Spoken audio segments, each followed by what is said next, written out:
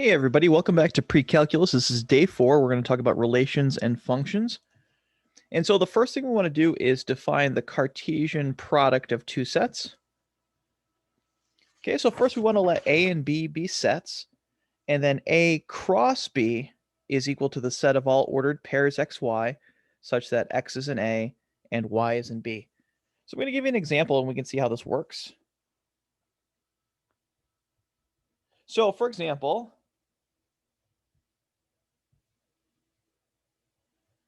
let A be the set containing, how about just 1 and 2? And let's let B be the set containing, how about A, B, and C? And so A cross B is equal to, well, let's look at the definition. So this is the set of all ordered pairs where the X value comes from the first set A and the Y value comes from the second set B. So let's see. We could have 1 comma A. We could have 1 comma B. 1 comma C. And that exhausts all the possibilities with 1 as the first component. So now we go ahead and move on to 2. So of course we could have 2 comma A, we could have 2 comma B, and lastly we could have 2 comma C. And this is the collection of all ordered pairs such that the first component comes from A and the second component comes from B.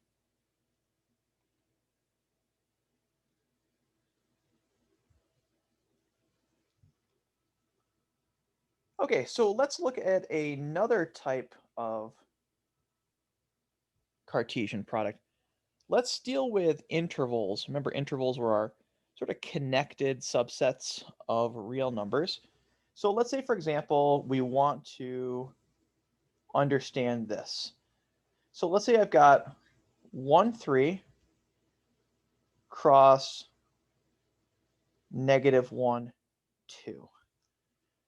Okay, so let's look at the definition so we know how we should think about this. So this is going to be the collection of all ordered pairs where the X value is found here in the first interval and the Y value is found here. Let's actually write that down. So that's equal to the set of all ordered pairs XY such that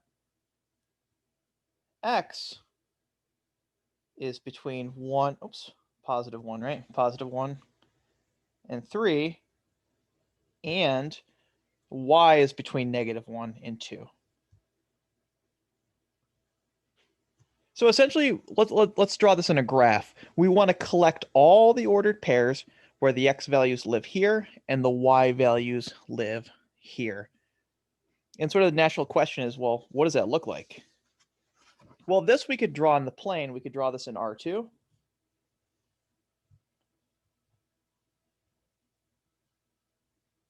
And let's just put a scale on the X-axis and on the Y-axis.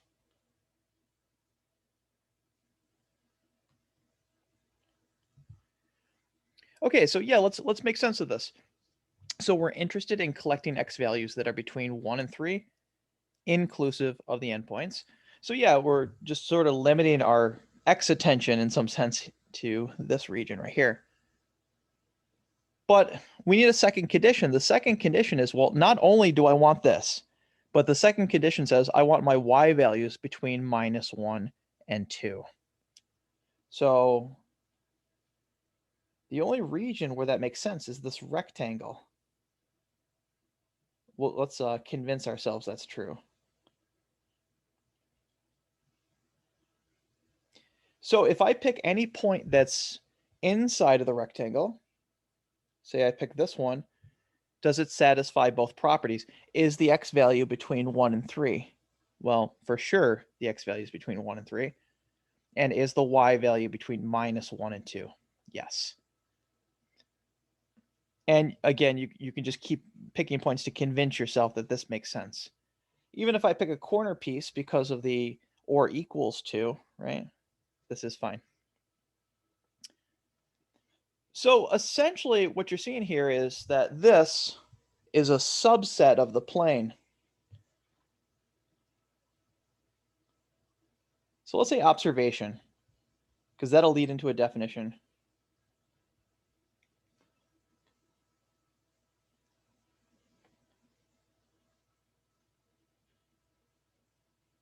Now let's call this region maybe S for subset. S is a subset of R2, the real plane.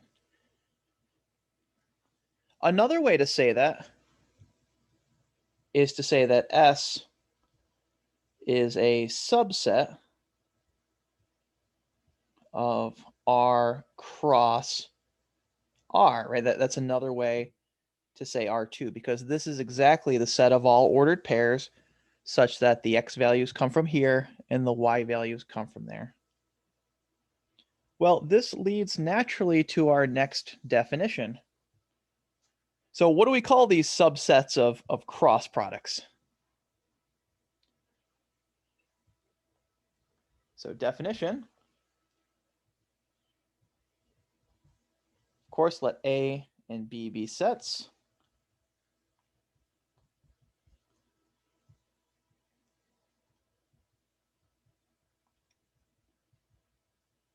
A relation S is a subset of A cross B.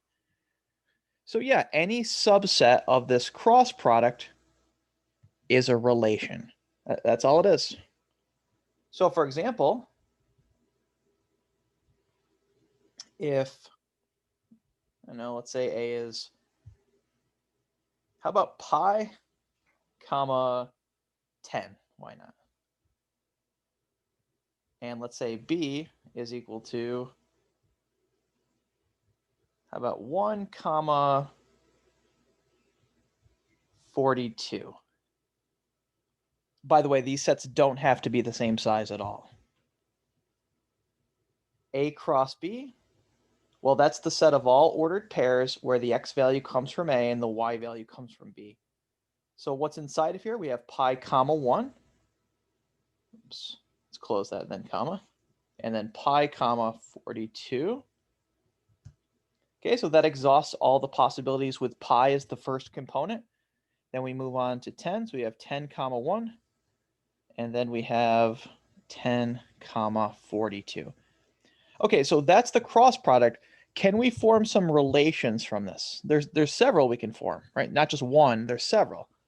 So let's say our first relation of many that we could form, let's call it S1. So our first relation, I mean, we could be very basic with this. We could just say pi comma 1. And that would be a relation because it's a subset of A cross B. Why is it a subset? Because every element of this set is contained in this set. So yeah, since this is a subset of A cross B, this is a relation. And specifically, it's a relation on A cross B. So when I say something's a relation, it's always in compared to some parent sets, right? So if I just said, this is a relation, it wouldn't have much meaning if I said this is a relation on A cross B. S2, well, we can form another relation. I don't know, how about pi comma 42 comma 10, comma 10, 1 comma 10, 42. This is another relation on A cross B because this is a subset of A cross B. And of course, we could form several more. One interesting question one might ask is, okay, well, if I have two finite sets with a finite number of elements, how many relations can I define on them? So how many relations could I define on A cross B? In this case, what if I increase the number of elements here? Something to at least think about. Well, in particular, we're concerned with very specific type of relation. So for us, for pre-calculus as well as calculus, we're concerned with the following. So I'll say for pre-calculus and calculus,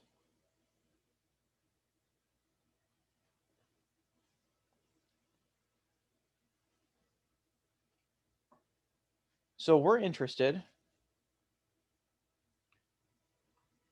in subsets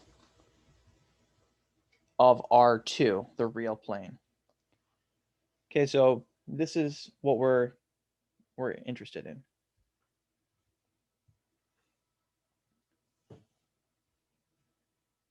So we want S to be a subset of R2 or R cross R. So for example, what might these subsets of R2 look like? Well, all kinds of things. So this is a relation, right? Because this is a subset of R2. This is all of this would be R2, right? This is a portion of it, a subset. Every element of this is an element of R2. So S is a relation. So another example.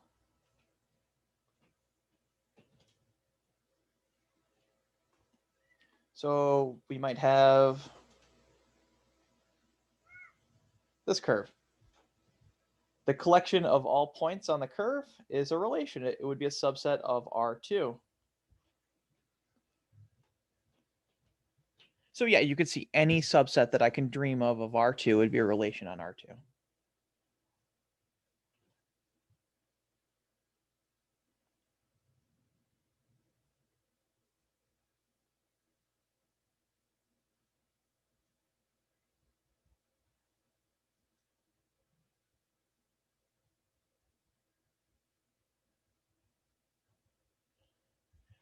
So if I take the collection of all points in hello, is it me you're looking for? The collection of all points that live on these symbols would be a relation. That would be a subset. So in this way, you can imagine that you can form so many relations on R2, right? I can be very fancy about it or very odd about it or very... So this, the collection of all points on this curve would be a relation, right? On R2, it'd be a subset of R2. Well, we're interested in relations that have a very, very special property. So as you can see, this is a very general sort of loose definition, right? So it's just a collection of ordered pairs, right? So a subset of a cross product. But what if we put another condition on this? What if we put more structure on this in a sense? That's going to lead us to our definition of function. So now we're going to talk about functions.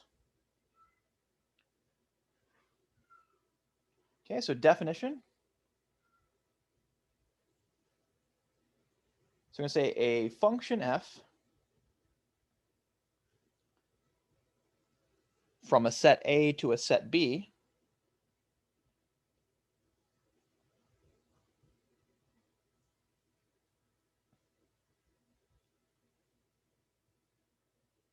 is a relation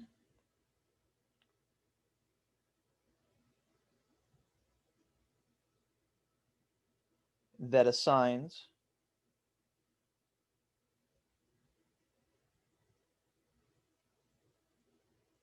to each element of A a unique, that's key, a unique element of B. Okay, so yeah, a function f from a set A to a set B is a relation that assigns to each element of A a unique element of B. Absolutely key here.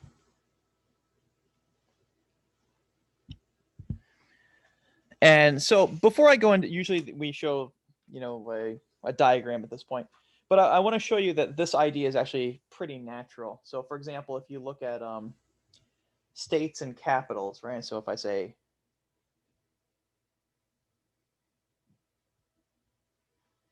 so Idaho, so let's say there's the input, Idaho, let's send it to its capital, Boise.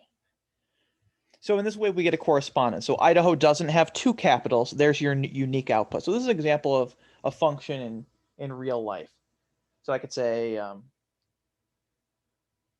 Maine, that gets sent to Augusta.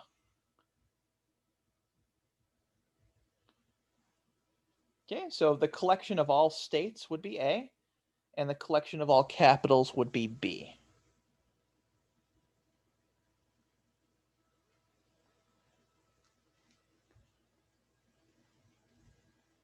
And let's make a little note. This collection of inputs, objects that are getting sent, that's called the domain. So we call set A the domain of F. It's like the collection of all objects that get sent somewhere. And we call set B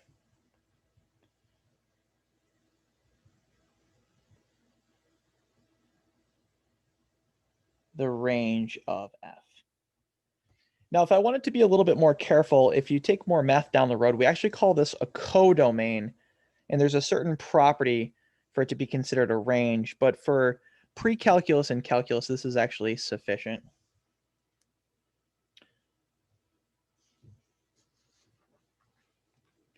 Okay, so let's give a diagram of a function now. So let's take a look at that. So for example, let's say I have the following elements in my domain.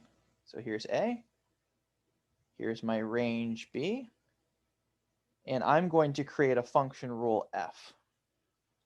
And let's say in A I've got, so I'm not so creative, how about 1, 2, 3, 4? And let's say in B I have X, Y, and Z.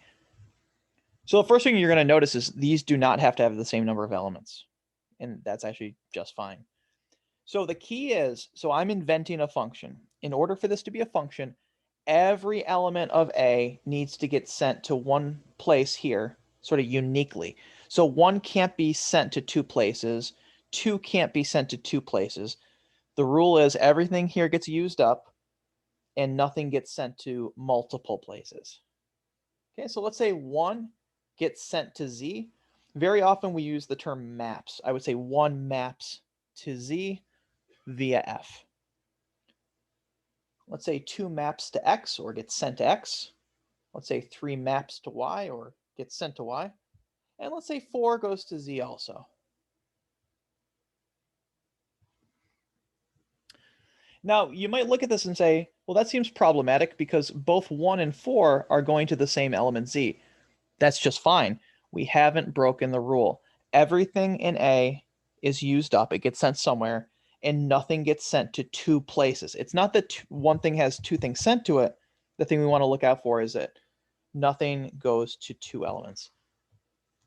Right? So yeah, 1 goes to 1 place, 2 goes to 1 place, 3 goes to 1 place, 4 goes to 1 place. Why do we care so much about this? Well, it's sort of a generalization of what happens in real life.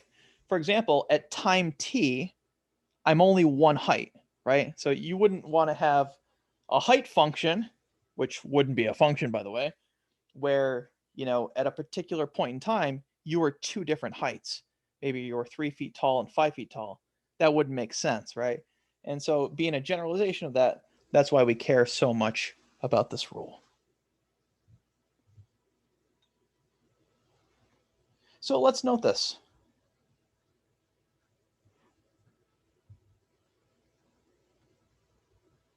So this is a relation and a function. Let's write this in set notation. What might this look like in set notation? Well, we'd have 1 comma Z. We'd have, looks like 2 comma X, 3 comma Y, and 4 comma Z. Written in this notation, how could I look at this and tell that this is a function? Well, look at the inputs. Are all the inputs used up? Looks like it. Do any of them go to 2 outputs? Well, 1 gets mapped to Z. Does 1 go anyplace else? Nope. 2 goes to X. Does 2 go anyplace else? No. 3 goes to Y. 4 goes to Z. That seems like a function to me. Let's look at an example of something that's not a function. Sometimes I call these non-examples because I think to understand a structure, you have to also understand what it's not, in a sense. So let's take a look at A. We'll have some mapping. Let's call it F. Range is B. And let's say we've got 1, 2, 3, 4, X, Y, Z. And let's say I say 1 goes to X and 1 goes to Y, 2 goes to Z, 3 goes to Y, and let's say that's it. I claim that this is not a function for two reasons. For two reasons, F is not a function. It would be a relation, so let's note that. Because we have a subset of A cross B, that's why it's a relation. So yes, we have a relation, but this is not a function. So why is that? Well, for two reasons. So one, since one, specifically this one, maps to two elements, right? One maps to X and one maps to Y. That breaks the definition. Since one maps to X and one also maps to Y, that's problematic. All of these inputs need to have a unique output, not two outputs. What's the other issue? Well, 4 inside of A, it doesn't map anywhere. So we're going to say that 4 in A does not map to an element of B via our function F, or our function rule, our mapping. So yeah, for those two reasons, F is not a function, yeah, because 1 gets sent to two places and 4 is left out. Remember, when it comes to the domain, everything has to be used up. Also, by the way, I think it'd be good also to look at the set of ordered pairs here. So notice I'd have 1 comma X, but I'd also have 1 comma Y. See the repetition in domain value here, 1? That tips me off that the element 1 is mapping to two places, so not a function. Still a relation, because when I write out all the elements, I'd have a subset of A cross B, but not a function, because 1 maps to both X and Y. What do we say? 2 gets sent to Z? And 3 maps to Y. So that's how you can tell by looking at this.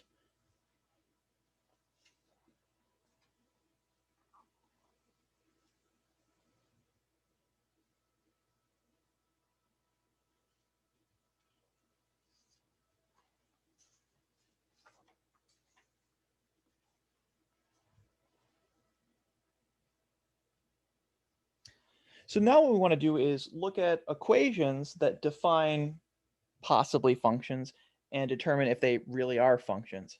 So let's say determining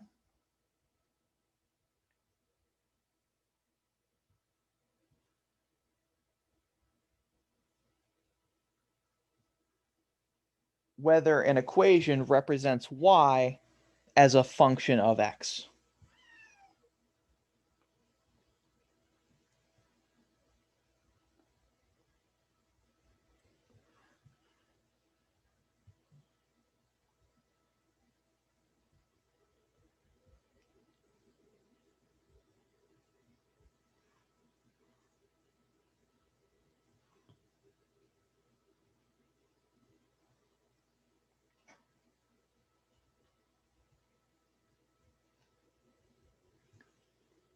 Okay, so we're going to look at a bunch of different examples.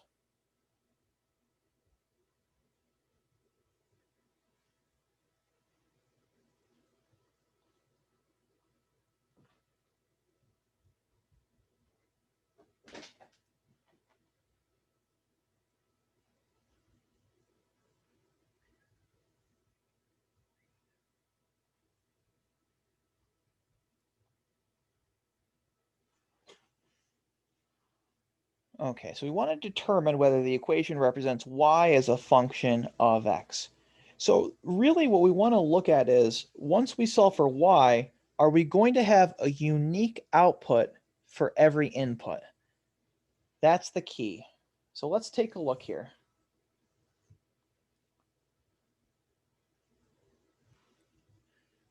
Well, in A, so if I were to give you steps, step one would be to solve for y, right? That's how we need to determine this. A is already solved for y. And so we need to think about this. For any input I choose, how many outputs do I get? So for example, if I choose +2 as an input, what would be the output given by this rule? So let's do maybe a little observation.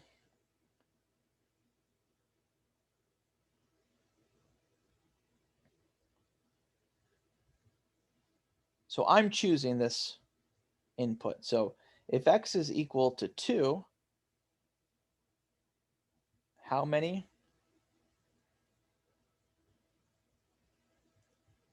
outputs do we get?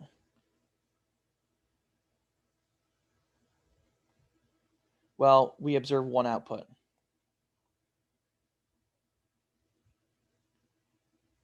What would that output be? It would be 5.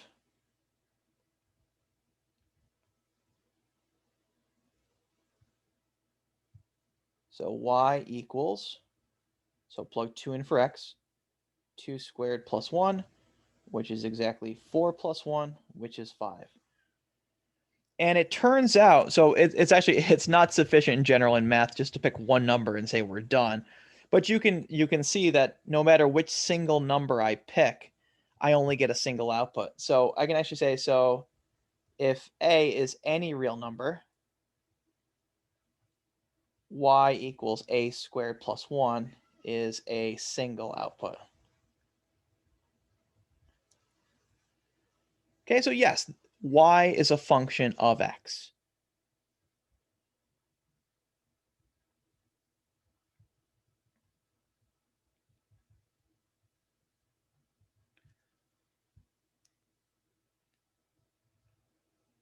Okay, so with that said, let's go ahead and look at b. As always, if I'm going too quickly, just pause the video, rewind and pause. Okay, so for b, so the first thing we want to do is solve algebraically for y. We're trying to understand if y is a function of x. When we say of x, it means that x is the input and y would be the output. Okay, so if I want to solve for y, of course, I want to subtract x squared from both sides. That's going to give me y squared is equal to 1 minus x squared. And here's where we have to be careful, because if I take the square root of both sides,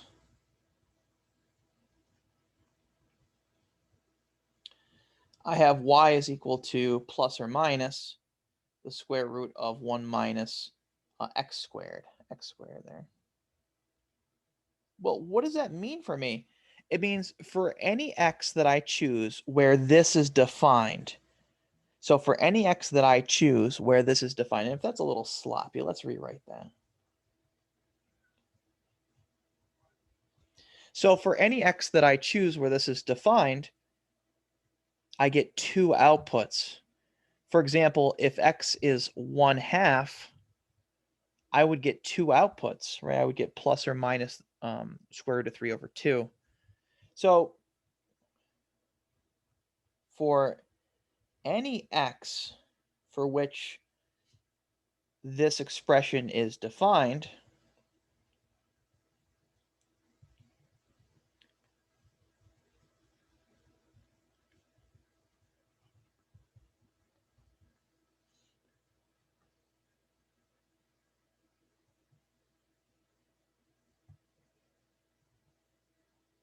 except for maybe plus or minus 1,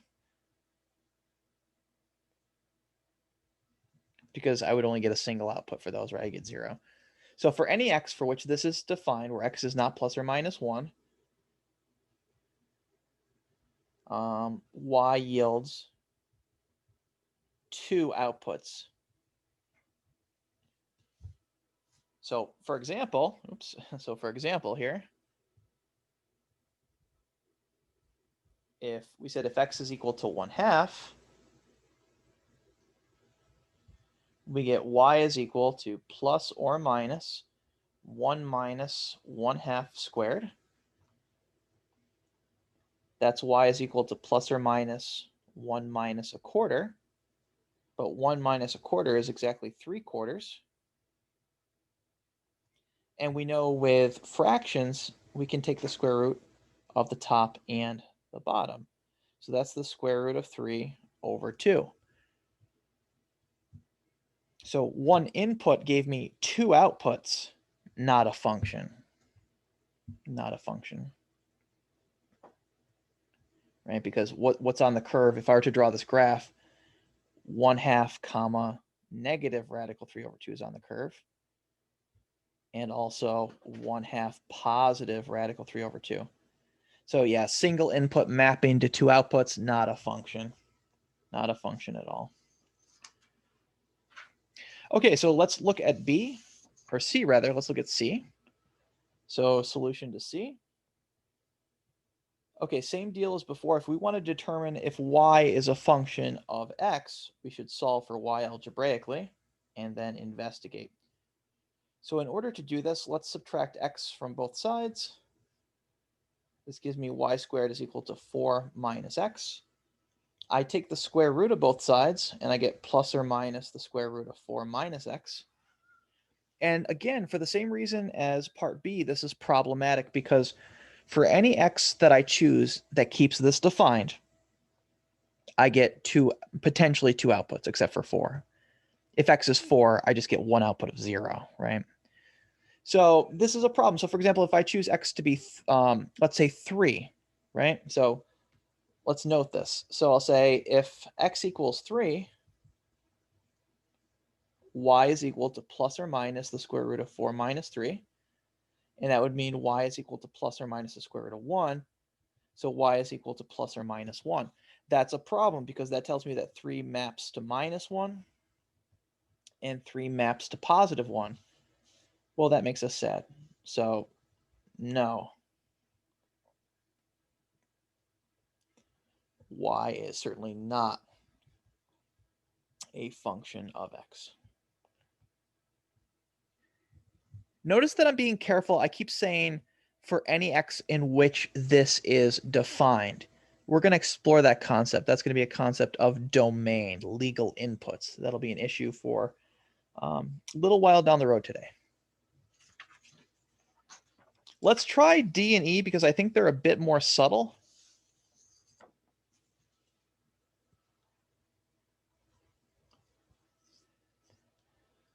Okay, so we have x equals 14. Now, if we consider this in R2, so we're actually considering all of these in R2, the plane, right? If I consider this in R2, this actually brings up kind of an important idea. So I'm going to say in R2,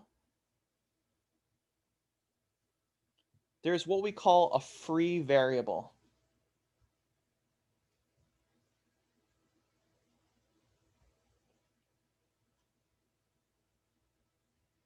And what that means is if you're in, say, for example, if you're in the plane, and there's no mention of x or y, then that missing variable is free. And the way we deal with that is that we take the free variable to be all real numbers. It'll take on all real numbers. So what we really mean by x equals 14 is this is really the set of all ordered pairs where 14 is fixed and y is free to be any real number, such that y is, like I said, any real number. So that's the way we deal with this. So if I get an equation and I'm in, for example, the plane and there's a missing variable, the understanding is that that missing variable takes on all real numbers.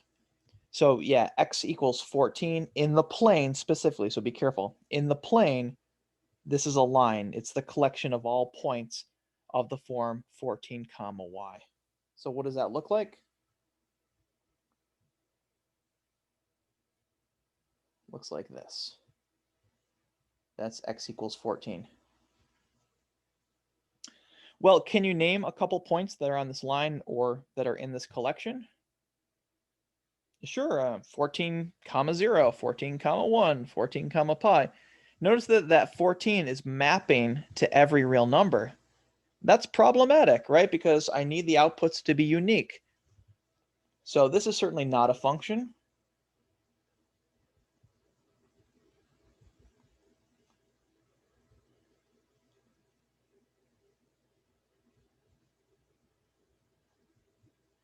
So we say this is not a function as 14 maps to multiple outputs, namely all real numbers.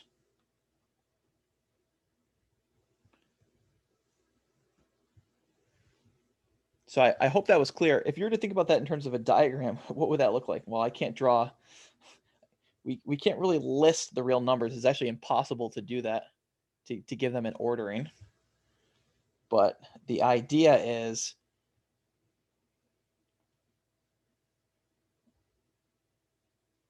yeah, it's a whole that's a whole can of worms in itself. So you can't. So, and say they're all there. All the real numbers are there. So 14 would map to all of these. And so that's certainly not a function.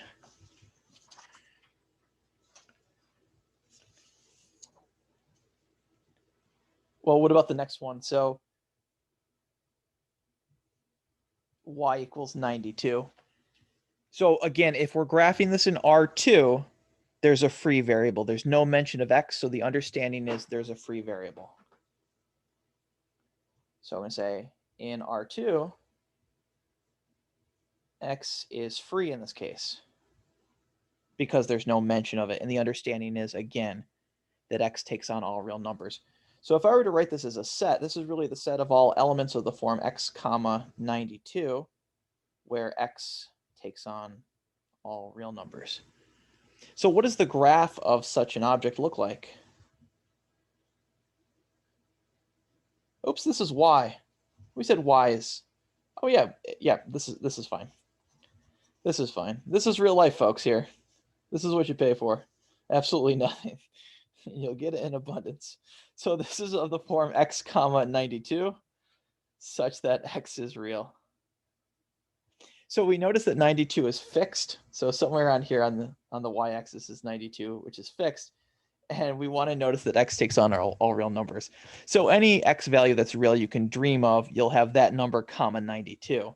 So what does the collection of all those points look like? That's a horizontal line, isn't it? So that's y equals 92. You notice the y value is fixed at 92, and x is free to take on all real numbers. So is that a function? For sure that's a function, right? So that's a function because for any input I choose, it's only getting sent to one output. So if I choose 5, what's 5's only output? It's 5's unique output. It's 92. So yeah, this is a function.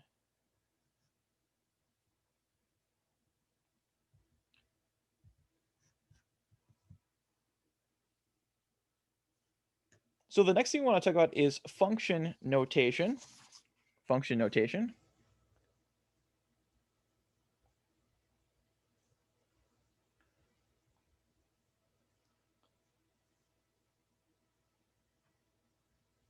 And so this is y equals f of x.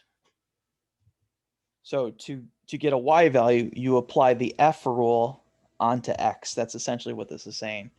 And the metaphor that's always used is this sort of machine that, you know, you feed the machine an x value, and then it processes, takes the x down. So x drops in the tube there, and it goes through some process. This process is the function rule. And what leaves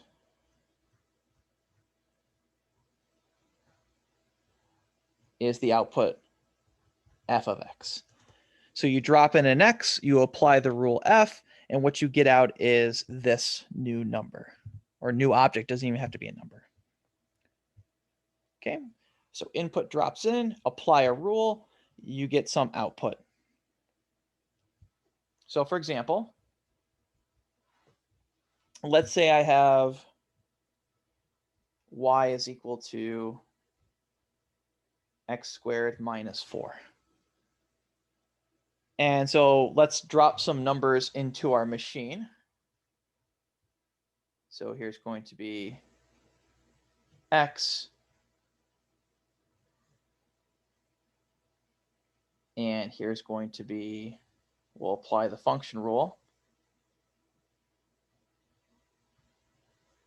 and this will be f of x.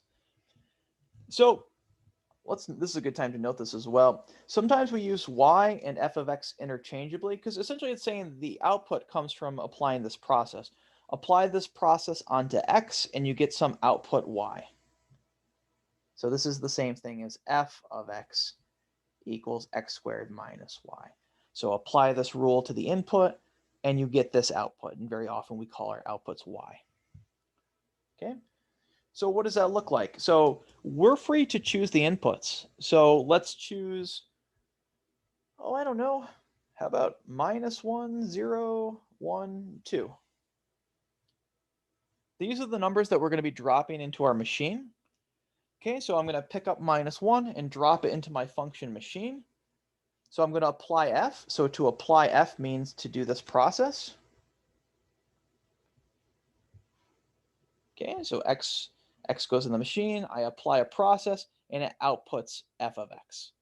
And so this is going to output 1 minus 4 minus 3. So that's the -3 that drops out. So input, process, output.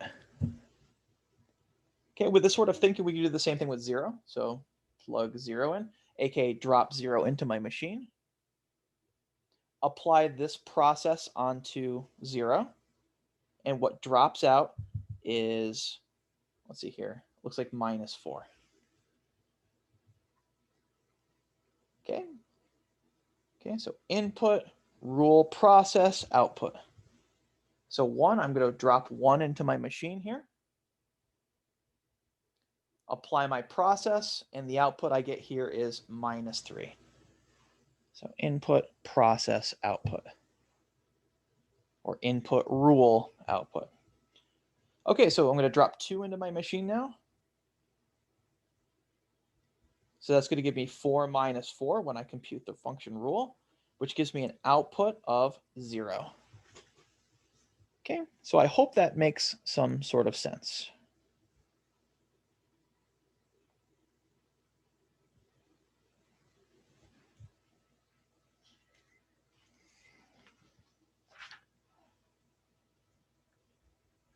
Okay, so let's look at a bunch of different situations. Let's talk about maybe the following. So let's look at, let's say f of x is equal to, let's do, so much freedom here. Let's do the square root of x plus 8 plus 2. And we want to compute some different objects. So let's say we want to compute f of -8. Let's say we want to compute f of 1. And let's say we want to compute f of x minus 8. So whatever this input is, so in this case, the input would be -8. In this case, the input would be 1. And in this case, the input would be algebraic, right? The input would be x minus 8. So whatever the input is, so drop that into your function box, apply the rule, and the output will be whatever value this spits out. So let's try this.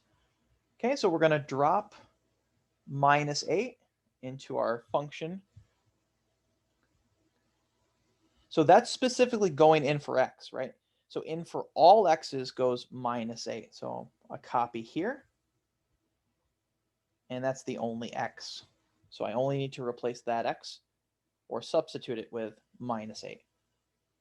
And so now I compute the rule. So that's the square root of 0 plus 2. but we know the square root of 0 is 0. And then out comes 2.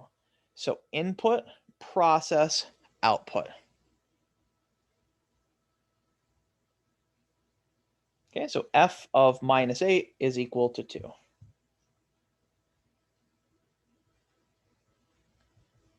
Another way we could think about this is that negative 8 comma 2 is a point on the graph of f.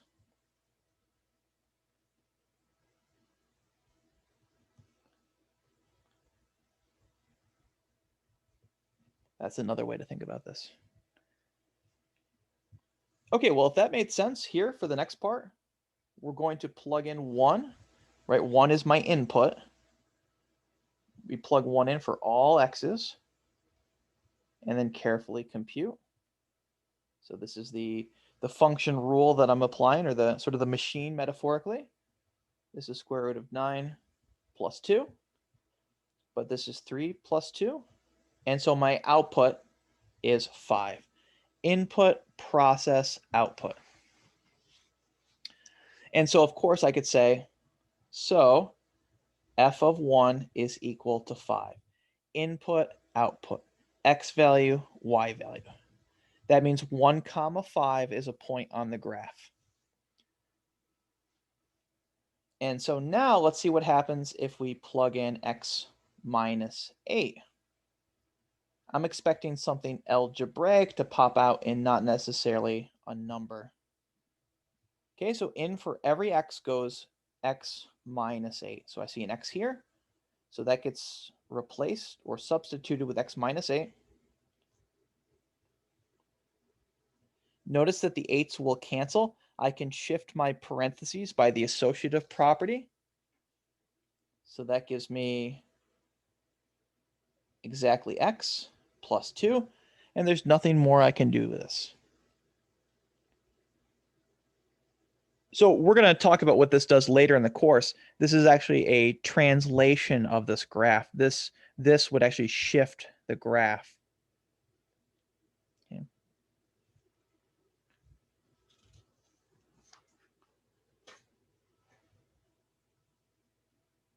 Okay, so maybe let's look at one that's a little bit more complicated. So let's say we've got a graph that's defined in pieces. We call this a piecewise defined function, or a piecewise function in math.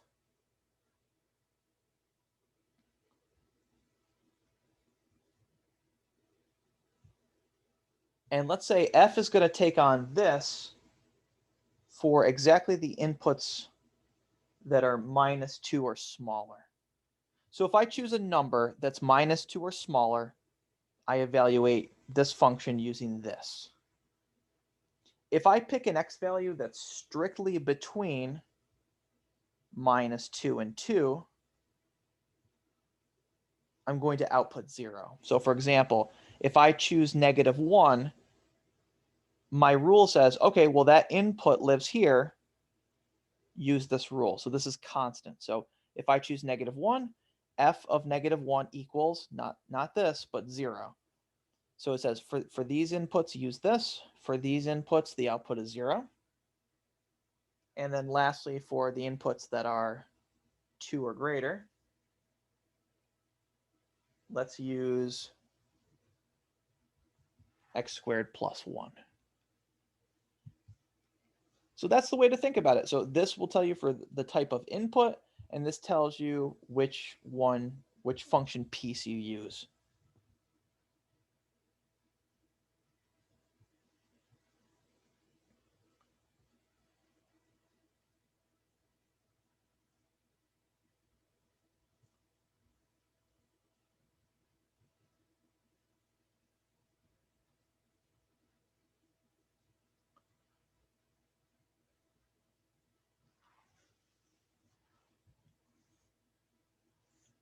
Okay, so for the first function, or the first input rather, for the first input, you have to look where this lives. Which of these intervals does this live? This lives in, it looks like, the second interval. So that means in order to evaluate this, I need to use this rule. So for this input, in fact, for any input, between -2 and 2. The output is 0. Whenever you have a constant output, that means for any of these inputs, the output is 0. So I'm going to say f of -1/2 equals 0, since -1/2 lives between -2 and 2. So you see how that works? You see where your input lives, and that'll tell you which function piece to work with. Okay, so that seems just fine. So f of 10, well, 10 doesn't live in this interval. 10 certainly doesn't live in this interval, but 10 lives in this interval. So to evaluate f of 10, I need to choose this piece. So f of 10 is equal to 10 squared plus 1, which is equal to 100 plus 1, which equals 101. And that's true since 10 is greater than or equal to 2, right? So for that particular input, use this rule. Okay, so lastly, we have f of -3. So for the input of -3, where does that input live? In which of the intervals? Well, clearly that lives in the first interval, right? -3 lives here. That means I use this piece.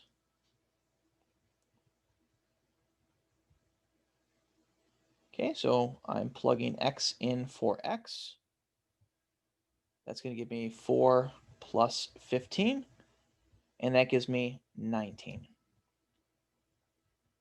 And why did I choose this piece? Since the input of -3 was less than or equal to -2. And that's how to deal with functions that are piecewise defined.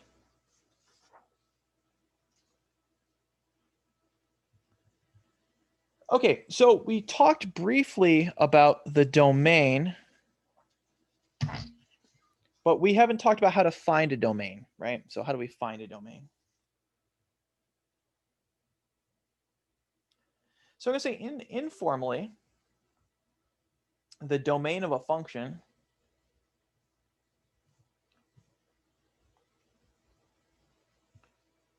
so I'm going to put this in quotation marks. So this is a non-formal definition. So the domain of a function is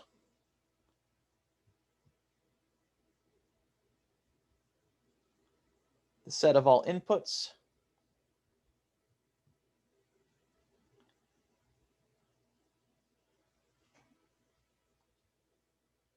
that produce a meaningful.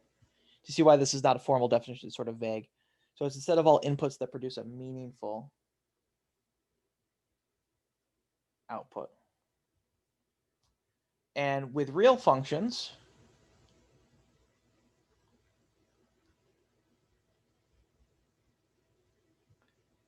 we avoid division by 0. Generally, that's problematic. With real functions, we avoid square roots of negatives. In fact, even roots of negatives. Maybe I'll be even more specific.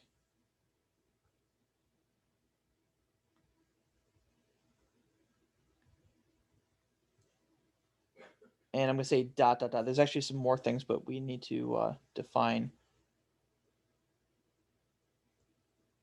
those functions with some care before I mention them now.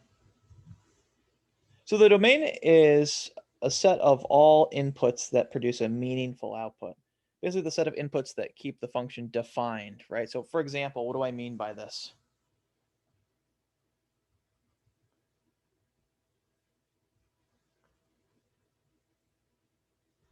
So I'll say give the domain. I'll say as a set. So let's say for the first one, let's say we've got f of x equals 1 over x plus 3. So the first thing I notice is that this is a fraction function or a rational function, and we need to avoid dividing by 0, right? So what's the x that produces a division by 0? -3. So we want to avoid that. So there's a couple ways we can give the domain. We can give the domain in set builder notation. So we can say the domain is the set of all x's, right, because the domain is a set of inputs, such that x is real and x is not equal to -3. Okay, so that's an x. But I could also write the domain in interval notation. That would be fine. It just depends on context. And here there's no restriction, so either's fine. So in interval notation, the domain is the following. Remember, that's how we omit a value. So yeah, if I choose any x that lives here or here, then this function is defined. So domain, set of all x's that keep the function defined.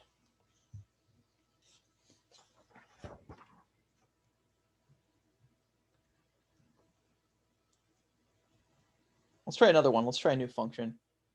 Let's say f of x is equal to x squared minus 4. So we looked at that function before. So what would be the domain? What am I allowed to plug into this function? What would keep it defined?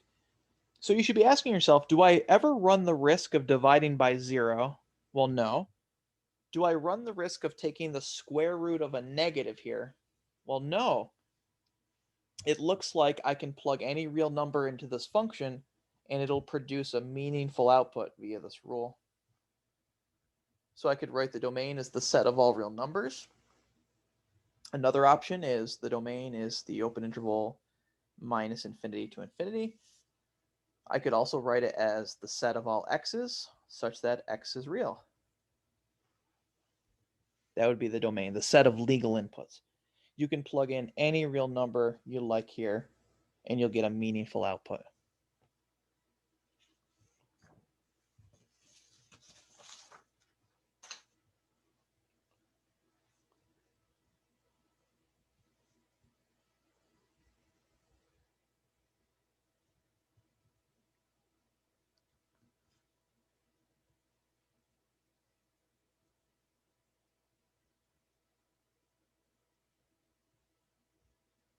Okay, so let's try this.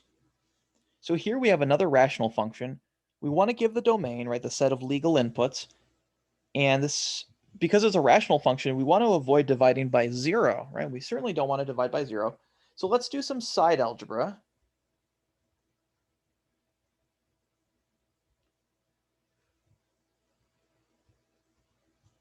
So let's solve where the denominator is equal to 0 and then avoid those values. So here, of course, I want to factor. You don't want to subtract this over and divide by x. You don't want to do that because you run the risk of dividing by 0. It's always better to factor.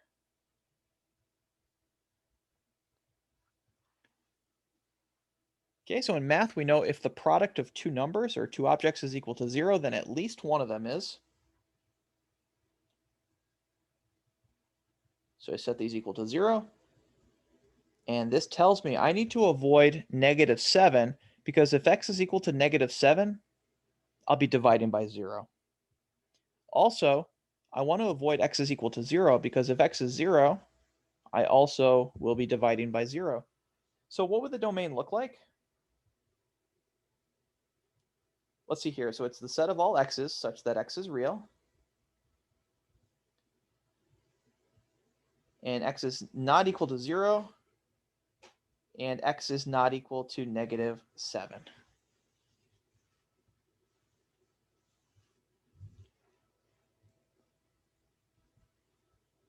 How else could I write that? I could write that in interval notation.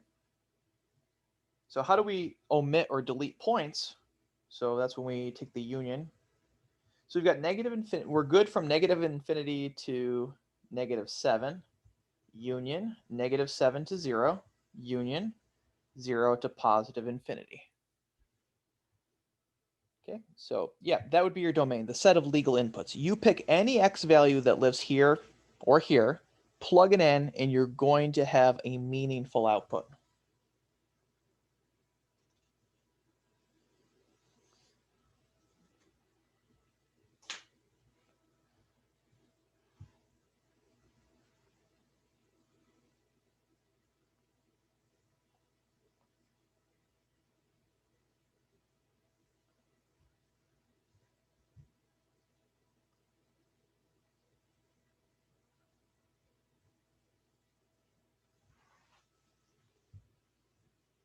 Okay, so here we have f of x is equal to the square root of 25 minus x squared. Again, we want to give the domain the set of legal inputs. And we have to be careful, since we're dealing with real functions, we don't want to take square roots of negatives because in the real numbers, square roots of negatives are just not defined.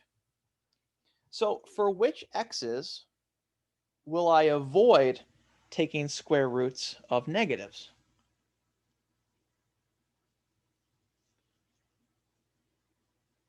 Well, if x is equal to positive 5, I get the square root of 0, and that's okay, right? So maybe I'm going to do some test values here, right? So if x is equal to 5, I get the square root of 0, and that's defined, right? The square root of 0 is 0. What happens if I take numbers, let's take some numbers to the right of this. Let's say I pick 6. If x is equal to 6, I get 25 minus 36. That's the square root of a negative. We want to avoid that. So these we want to avoid. Let's go to the left of 5. Okay, so maybe if x is 0, that's good. So if x is 0, that's defined, right? So if x is 0, that's the square root of 25, which is 5. So it seems like we can go to the left, but the question is for how long, right? What's the smallest value of x such that I'm not taking the square root of a negative? Well, the smallest value of x for which we don't take the square root of a negative is minus 5, right? So minus 5 is where we need to stop. If I pick any number that's smaller than minus 5, after I square it and take the difference, I would have the square root of a negative. For example, if you picked minus 10, after I compute this, I'd have the square root of 25 minus 100, which would be the square root of negative 75. So I only get meaningful inputs here. So the domain is the set of all x's such that x is real, and x is greater than or equal to minus 5 or less than or equal to 5. We could also write that in interval notation.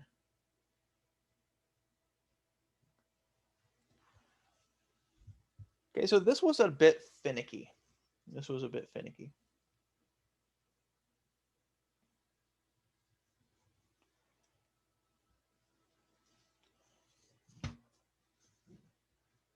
Okay, let's try another one.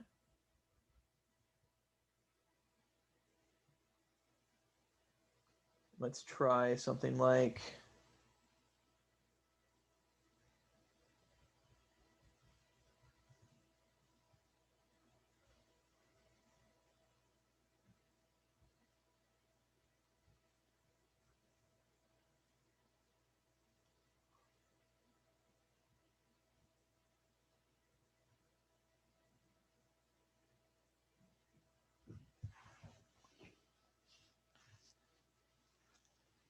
now here we want to be careful because there's two ideas going on here. We don't want to divide by 0, and we don't want to take square roots of negatives.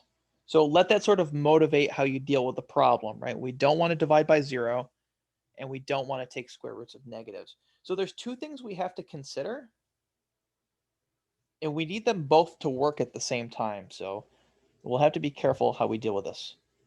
So let's look at the denominator. For the denominator, so this is side work, of course. This is not my final answer. So for the denominator,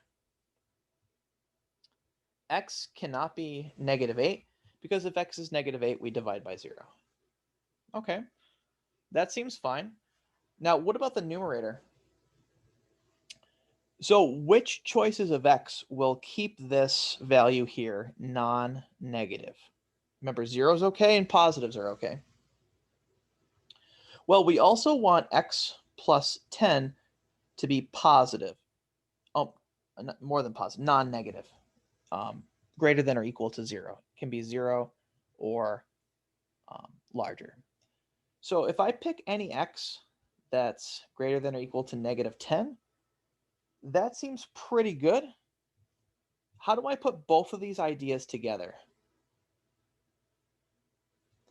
So we've got, let's say we've got negative 10 here, negative 9, negative 8, etc. And so as long as we pick values of x that are greater than negative 10, yet not negative 8, our function will be defined. In this way, we avoid square roots of negatives, and we avoid dividing by 0. So how do I say that notation? So my domain is equal to the set of all x's, such that x is real, and x is greater than or equal to minus 10, and x is not minus 8. Now, what about interval notation?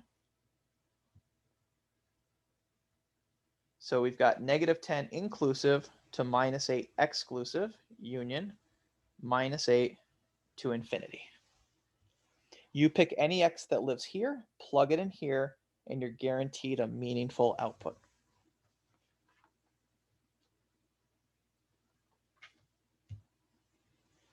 Now, one thing I didn't mention today is that we don't always have to name our functions f. Sometimes in math, you'll see f of x, g of x, h of x, a of x, b of x, or even Greek letters of x, gamma of x, etc. So yeah, don't be put off if the function isn't called f. It's just a different name for a function. Just like instead of having variable x, you might have variable y or variable t or variable u. And that's another thing to mention. Your variable doesn't always have to be x. It could be t. It could be theta. That's okay. Just as long as you understand that this is a rule that takes this input and produces some output. And that output is unique. Okay, so the last thing we want to talk about is something called the difference quotient.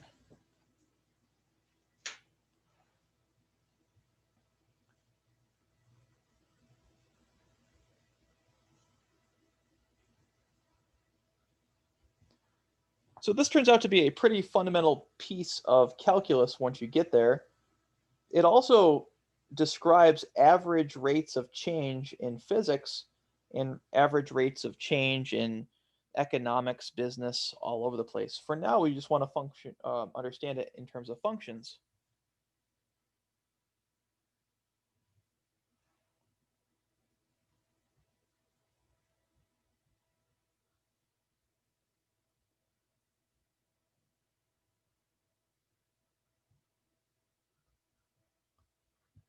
Okay, so this is the difference quotient.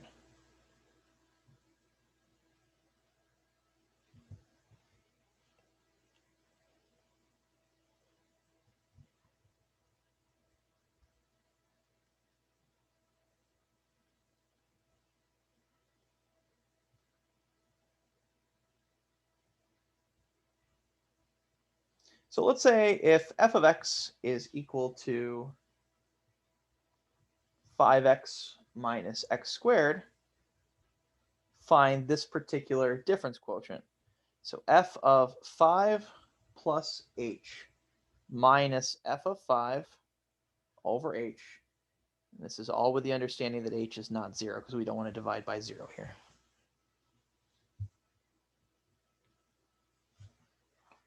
Okay, so what do we need to do?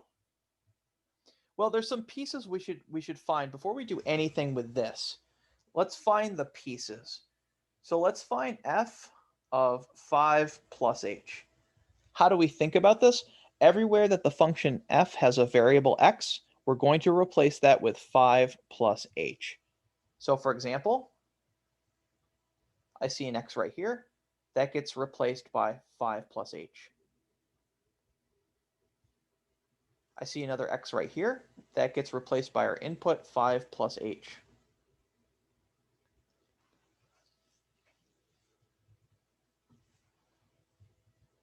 Okay, so let's compute this. So here I'm going to use the distributive property. So that's going to give me 25 plus 5h Now here you need to be careful, and following order of operations, I'm going to deal with exponents first, and then I'm going to distribute the minus. So this is going to give me, let's do 25 plus 10h plus h squared. So how do we do that so quickly? We know from algebra that a plus b quantity squared is a squared plus 2ab plus b squared. So now we distribute over all three terms, because again, a minus in front is really multiplication by minus 1. That's a good way to think about that. So that's minus 25 minus 10h minus h squared. And let's see, are there any like terms here? Looks like the 25s will cancel, and these will combine, right? So 5 minus 10, that looks like,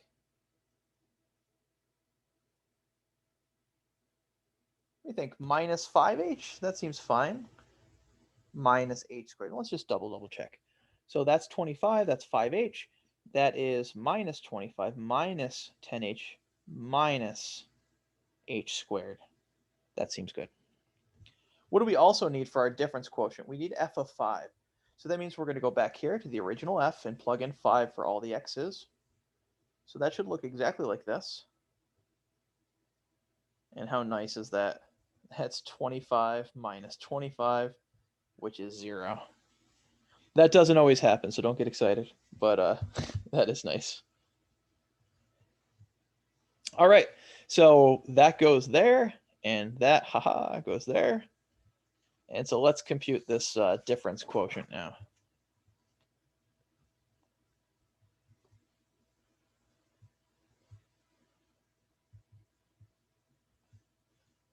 And of course, this is all with the understanding that h is not 0, otherwise this doesn't have much meaning. So here, in for this, we found this quantity to be exactly this. And then in for this, we found this quantity to be 0, much to our delight. And so if you notice, both terms that are left over in the numerator have an h in common. That means that we could factor an h out, right? The greatest common factor of the numerator is an h. So that means we can factor it out. And those will cancel since we said that h is not 0. Any number over itself, as long as it's not 0, is 1. And so the difference quotient is negative 5 minus h.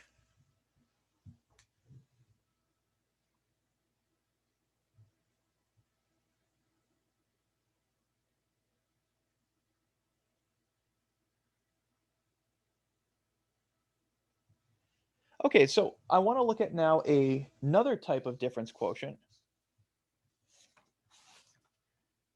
So maybe I'll call this the difference quotient part 2.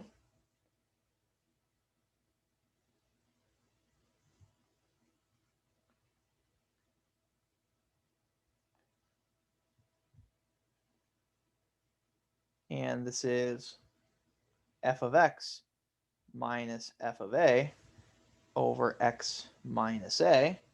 And we'll say that a is non-zero.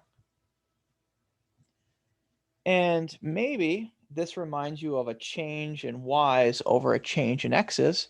So this is really sort of a form of the slope formula.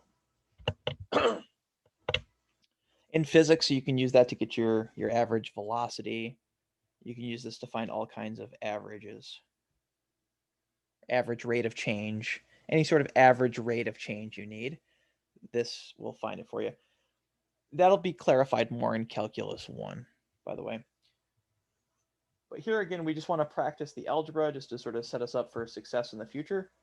So let's try the following. So let's say we've got,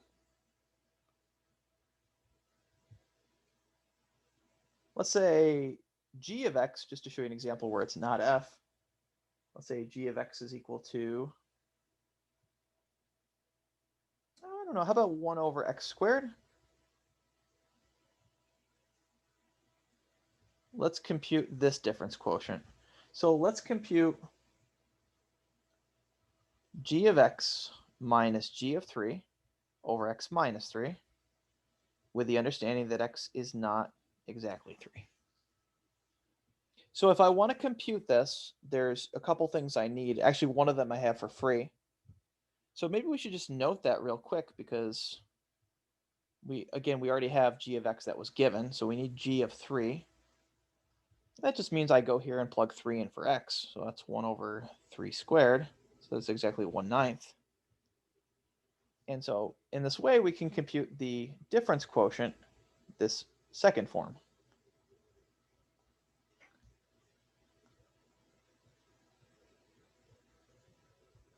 Oh, great. So what do we have here? We've got g of x. This is 1 over x squared minus g of 3, which is 1/9 over x minus 3. So it looks like we have some algebra to do, which is fine. So we have some options here. So maybe we can get common denominators up top, and then we'll start to deal with it from there. So since I've got complex fractions, let's deal with common denominators. So let's actually take this and see what we should multiply by to get common denominators. Well, it looks like the common denominator would be 9x squared. So let's multiply the top here by x squared over x squared. Let's multiply this by 9 over 9. That's going to give me common denominators here. And then we'll just see where that takes us. So that's going to give me 9 minus x squared over a common denominator of 9x squared. And then we know that dividing by a fraction, like we are here, is the same thing as multiplying by the reciprocal. So I'm going to rewrite this like this. Okay. So again, this 9 minus x squared is here over a common denominator of 9x squared. And then dividing by a fraction is the same as multiplying by the reciprocal. That seems good so far. The next thing I notice here is that this is the difference of perfect squares. So that's exactly 3 minus x times 3 plus x, right? That'll factor into the product of conjugates. That's over 9x squared times 1 over x minus 3. And, well, so I'm looking specifically here and here. They're not exact, right? Because here the 3 is positive, here the 3 is negative. Here the x is negative, here the x is positive. So let's take this and factor out a -1. The reason why I want to do that is so that these match and I can cancel. So yeah, let's factor out a -1. So that'll allow me to call this x minus 3. 3 plus x. So I actually did two things there. I factored out a -1 and I switched the order by the commutative property of addition.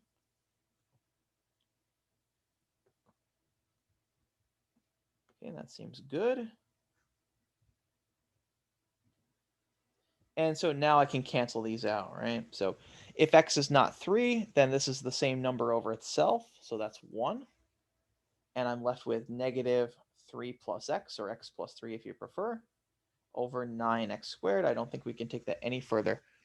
So you notice in this case, as well as last case, our difference quotient is algebraic.